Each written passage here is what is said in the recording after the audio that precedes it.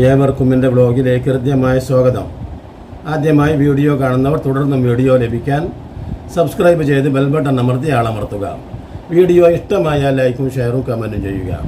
ഞാൻ ഇന്ന് പറയുന്നത് ഇടതുപക്ഷ ബുദ്ധിജീവിയും അതോടൊപ്പം തന്നെ ഇടതുപക്ഷത്തിൻ്റെ സെക്യുലറിസത്തിൻ്റെ ശബ്ദിക്കുന്ന സിംഹവുമാണ് യഥാർത്ഥത്തിൽ പാർലമെൻറ്റിൽ ജോൺ ബ്രിട്ടാസ്. ആ ജോൺ ബ്രിട്ടാസിൻ്റെ ഒരു മകളുടെ കല്യാണമാണ് ഇന്ന് ടെലികാസ്റ്റ് ചെയ്ത് ലോകം കണ്ടത്. നോക്കണം, അല്പവസ്ത്രം മാത്രം ധരിച്ച് തൻ്റെ മകളെ ജനമധ്യത്തിൽ നിർത്തി ലോകം മുഴുവനും ടെലികാസ്റ്റ് ചെയ്തു കാണപ്പെട്ടു.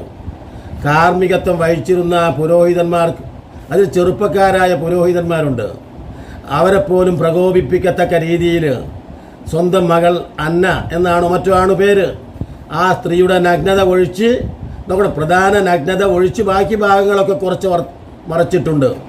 അല്പവസ്ത്രധാരിയായി പുരോഹിതന്മാർക്ക് മുമ്പിൽ കടന്നു വന്ന് അതിനോടൊപ്പം ഗമ പറഞ്ഞു നിൽക്കുന്ന ബ്രിട്ടാസിൻ്റെ ചിത്രങ്ങൾ നമ്മൾ ലോകം കണ്ടു.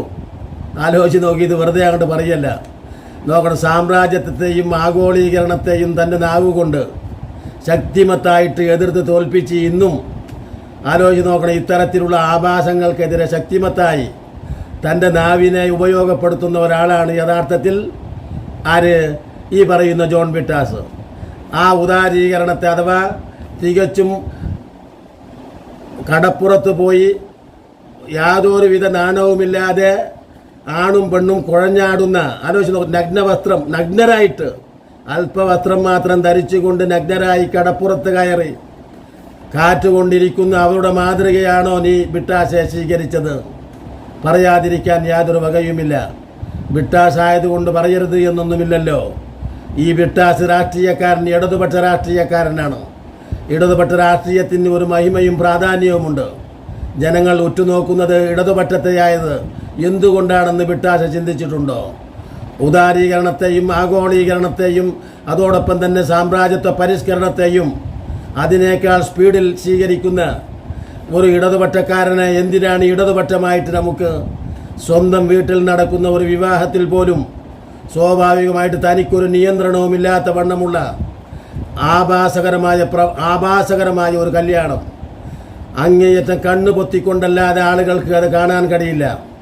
മനുഷ്യർക്ക് നിങ്ങളല്ലേ നഗ്നത ഉണ്ടാക്കിയത്, ഞങ്ങൾക്ക് അങ്ങനെയൊന്നുമില്ല, പ്രസവിച്ച് കിടക്കുമ്പോൾ നഗ്നത കാണുന്നില്ലേ എന്നൊക്കെയാവാം ഈ ബ്രിട്ടാസിൻ്റെ വാദങ്ങൾ. പക്ഷേ ഇതൊന്നുമായിരുന്നില്ല മുമ്പ്. ഈ വിവാഹം കഴിക്കുന്നത് വരെ, മകളുടെ വിവാഹം കഴിക്കുന്നത് വരെ ഈ ബ്രിട്ടാസ് അങ്ങനെയൊന്നുമല്ല പറഞ്ഞിട്ടുള്ളത്. ആഗോളീകരണത്തെയും സാമ്രാജ്യത്വത്തെയും അവരുടെ തുണിയൊരിയലും അതിശക്തമായി എതിർത്തു വന്നിട്ടുള്ള ബ്രിട്ടാസ് സ്വന്തം മകളെ തുണിയൊരിഞ്ഞുകൊണ്ട് ജനമധ്യത്തിൽ നിർത്തി പുരോഹിതന്മാരെ നാണിക്കത്തക്ക രീതിയിലേക്ക് കണ്ണ് പൊത്തിക്കൊണ്ട് യുവ പുരോഹിതന്മാരും അവിടെ അടുത്തുണ്ട്, കണ്ണ് പൊത്തിക്കൊണ്ട് കർമ്മങ്ങൾ ചെയ്യേണ്ടി വന്ന ഒരു വിവാഹം ഈ ബ്രിട്ടാസിൻ്റെ മകളുടേതല്ലാതെ ലോകത്ത് എവിടെയും ഉണ്ടായിട്ടില്ല.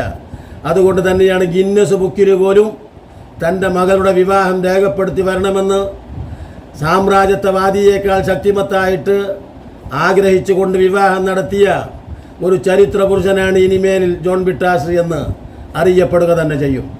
ആലോചിച്ച് നോക്കൂ, ഇടതുപക്ഷ സഹയാത്രികർ, ഇടതുപക്ഷ നേതാക്കൾ ആരും തന്നെ ഒന്നും മിണ്ടിയില്ല. കാരണം എന്താ?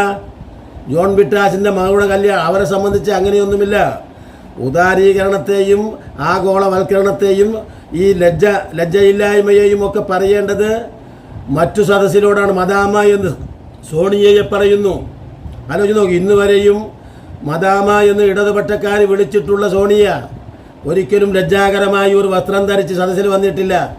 ഇന്ദിരാഗാന്ധി വന്നിട്ടില്ല. സ്ത്രീകൾക്ക് ഒരു മറയുണ്ട്, പുരുഷനും ഒരു മറയുണ്ട്. അതിനൊക്കെ ഒരു പരിധിയും മാന്യതയുമുണ്ട്. മതത്തിൻ്റെ പേരിലല്ല ഞാൻ പറയുന്നത്. മതമില്ലാത്തവർക്കും സ്വാഭാവികമായിട്ടും മനുഷ്യൻ എന്ന നിലയ്ക്ക് തങ്ങളുടെ സെക്സ് കാണിച്ച് നടക്കാം. അപ്പോൾ ചോദിക്കുന്നത്, സെക്സ് ഏതാണ്? ഇനി അവരുടെ സെക്സുകൾ നമ്മൾ തൊട്ട് കാണിച്ചു കൊടുക്കേണ്ട ഒരു ഗതികേടിലാണ് ഇപ്പോൾ ഉള്ളത്. എന്താണ് നിങ്ങൾക്ക് നഗ്നതയായിട്ട് തോന്നുന്നത്? എൻ്റെ മകളുടെ അരക്ക് കീഴ്പ്പെട്ട് നഗ്നതയാണെന്ന്, കൗത്തിന് കീഴ്പ്പെട്ട് നഗ്നതയാണെന്ന് നിങ്ങളോട് ആരാണ് പറഞ്ഞത് എന്ന് ഒരുപക്ഷേ ഈ ജോൺ ബ്രിട്ടാസ് മറുപടി പറഞ്ഞേക്കും. പക്ഷേ മനസാക്ഷിയുള്ള ഏതോ ഒരു മനുഷ്യർക്കും അറിയാൻ കഴിയും, മനുഷ്യൻ നേച്ചറായിട്ട് മൃഗങ്ങളെക്കാൾ താഴെയാകുന്ന ഒരവസ്ഥയിലേക്ക് കടന്നു വന്നു എന്നതാണ്. ഇടതുപക്ഷ മുഖ്യൻ്റെ ഇടതുപക്ഷ എന്താ പറയുക പോരാളിയുടെ മകളുടെ വിവാഹത്തിൽ നിന്ന് നമുക്ക് കാണാനായത്.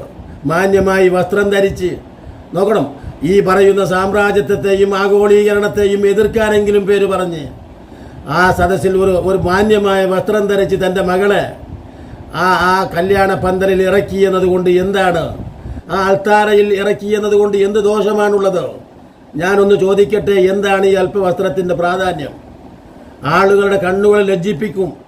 ഇടതുപക്ഷക്കാരനായ ജോൺ ബിട്ടാസ് വിളിച്ചു വരുത്തിയ ആ അതിഥികളുടെ കൂട്ടത്തിൽ എത്ര ആളുകൾ ഇത് ഇഷ്ടപ്പെടുന്നുണ്ട്? തീർച്ചയായിട്ടും ഈ ഭർത്താവിനും ഭാര്യയ്ക്കും അഥവാ ഈ സുമംഗലികളായി തീരുന്ന ഈ വധൂവരന്മാർക്ക് ആശംസകൾ നേരുന്ന ഒട്ടനേകം ആളുകൾ വെറും അവർ ഈ ആഗോളീകരണത്തെ ഉൾക്കൊണ്ട ആളുകളല്ല. അവർക്ക് മനസ്സിലാക്കാൻ കഴിയില്ല ഇത്. അവരോട് സാധാരണ പ്രായമുള്ള ഒരു 50 വയസ്സ് കഴിഞ്ഞിട്ടുള്ളവർക്ക് പോലും ഉൾക്കൊള്ളാൻ കഴിയുന്ന ഒരു വസ്ത്രധാരണമായിരുന്നില്ലടോ ബിട്ടാസെ തൻ്റെ മകളുടെ വസ്ത്രധാരണത്തിൽ ലോകം കണ്ടത്. ആലോചിച്ച് നോക്കി. ഇതൊന്നുമല്ല യഥാർത്ഥത്തിൽ. ഇത്തരത്തിലാണ് ഇടതുപക്ഷ മനോഭാവമെങ്കിൽ പിന്നെ ഇവിടെയുള്ള വലതുപക്ഷത്തിൻ്റെ സ്ഥിതി എന്താകും? ആലോചിച്ച് നോക്കൂ. എത്രമാത്രം വഷളത്തരമാണ്, അപമാനകരമാണ് യഥാർത്ഥത്തിൽ ഈ ജോൺ ബിട്ടാസ് തൻ്റെ മകളുടെ വിവാഹത്തിലൂടെ ലോകത്തിന് നൽകിയത്. എന്തു സന്ദേശമാണ്?